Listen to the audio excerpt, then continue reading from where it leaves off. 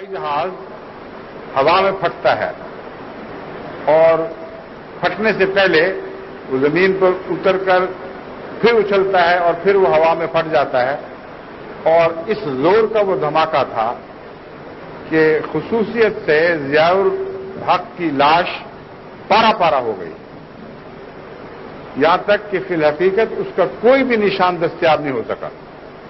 وہ فوجی جنہوں نے لاش اکٹھے کرنے کی کوشش کی، ان کو صرف ایک ڈینچر ملا ہے جو مصنوعی دانت لگائے جاتے ہیں، جس سے ضیاء الحق کا ایک نشان جو پیچھے رہ گیا ہے وہ انہوں نے اکٹھا کیا اور مٹی اکٹھی کر کے اور اس میں وہ ڈینچر لگا کر ضیاء الحق کا جنازہ نکال دیا،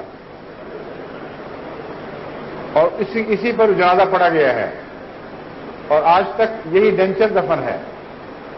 لیکن آپ یاد رکھیں کہ خدا نے کس طرح کس شان کے ساتھ ان الفاظ کو اپنی غیرت دکھاتے ہوئے لفظاً لفظاً پورا فرمایا ہے۔ میں نے کہا تھا تو خدا کی تقدیر تمہارے ٹکڑے کر دے گی، تمہارے نام و نشان مٹا دیے جائیں گے۔ اب وہ ڈینچر تو اس کی ذات کا حصہ نہیں تھا، محض اس کی پہچان تھا۔ یہاں تک کہ بعض مزاحیہ نگاروں نے یہ لکھا کہ ضیاء الحق کی قبر میں جو مٹی کے ذرے دفن تھے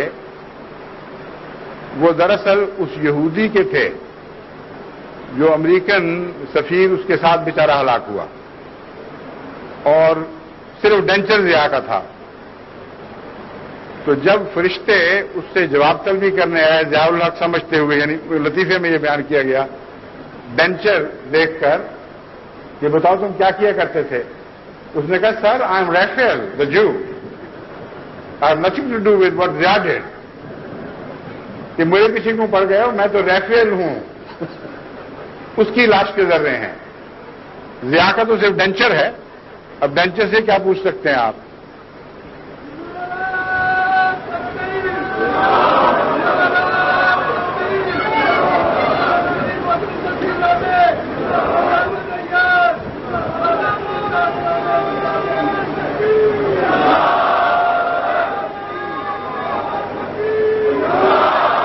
لیکن ایک بات آپ یاد رکھیں کہ واقعہ ہونے سے چند دن پہلے، جمعے سے پہلے، جمعرات اور جمعے کی درمیانی رات کو اللہ تعالیٰ نے مجھے اس کی خبر دی، اور میں نے دوسرے جمعے میں یہ اعلان کیا کہ خدا نے مجھے دکھایا ہے کہ اس کے غضب کی چکی چل پڑی ہے، اور اب وہ ان دشمنوں کو پیس ڈالے گی، اور دنیا کی کوئی طاقت اب انہیں اس چکی کی زد سے بچا نہیں سکتے۔ اور ضیاء الحق کو متنبع کیا کہ اب تمہاری باری آئی کہ آئی۔ اگلا جمعہ آنے سے پہلے بدھ کے روز یہ واقعہ ہو گیا۔ اب بتائیں یہ کسی نفس کی بنائی ہوئی بات ہو سکتی ہے؟ یہ عالم غیب خدا اور غیور خدا اور منتقم خدا کی کارروائی تھی جو اس شان سے لفظاً لفظاً پوری ہوئی ہے۔ کوئی حیا نہیں رہی کہ وقت کے امام کے متعلق جس کو خدا نے اپنے ہاتھوں سے قائم کیا ہے اس کے متعلق زبانیں کھلتی چلی جا رہی ہیں اور کوئی کنارہ نہیں ہے ان کی بے حیائی کا۔ جماعت احمدیہ تو خدا تعالیٰ کے فضل سے ایک والی رکھتی ہے، ایک ولی رکھتی ہے۔ جماعت احمدیہ کا ایک مولا ہے، اور زمین و آسمان کا خدا ہمارا مولا ہے، لیکن میں تمہیں بتاتا ہوں کہ تمہارا کوئی مولا نہیں۔